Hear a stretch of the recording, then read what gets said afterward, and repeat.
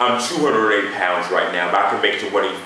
I'm calling out Micheal Bisping to take me on an all-expense paid trip to Whistler so I can hang out and train with him, Chet Congo, and Quinn Rampage Jackson. Or at least do an over-the-phone interview to jumpstart my YouTube channel. Let's get to the vlog. Okay, all jokes aside, it is like the new internet meme to call out Micheal Bisping at 185. Now, to get to the king of 185, Anderson Silva, there's two routes. You're either going to go through Micheal Bisping or Vitor Belfort. Now, it seems to me that a lot of fighters think that Micheal Bisping is the easier fight to take.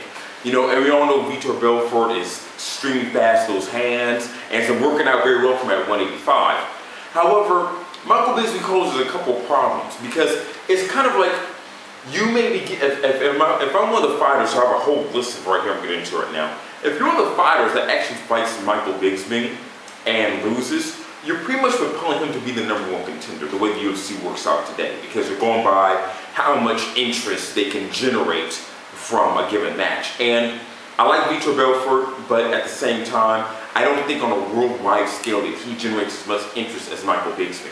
Let's just talk about all the people that called him out right now. Hector Lombard, Luke Reinhold, Richard Franklin, Kungle, Costa, Brian Stan a while back, Okami, and of course Jorge Rivera about 2 years ago.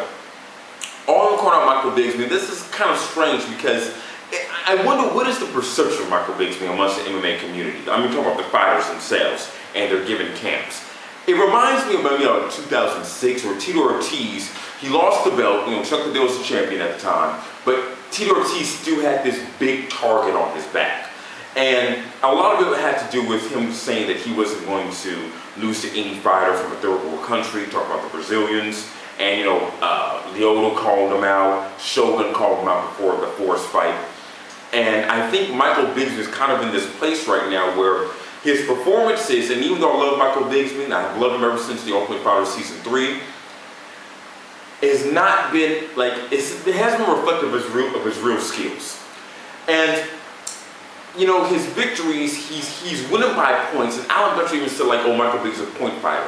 I believe that Micheal Bisping is now a point fighter, but it's not like George St. Pierre as to which where he's, you know, fighting people and winning on points that you know he can beat, like a Dan Hardy or Diego Alvarez. I think that the way that his matchups are forcing him to win by points. And one thing about the 185 division, a lot of people don't understand, is that that probably has the most diverse skill set in MMA right now. I mean, fighting Kuzma Parharas is very different than fighting Yushin Okami. Fighting Anderson Silva is very, very different than fighting Vitor Belfort.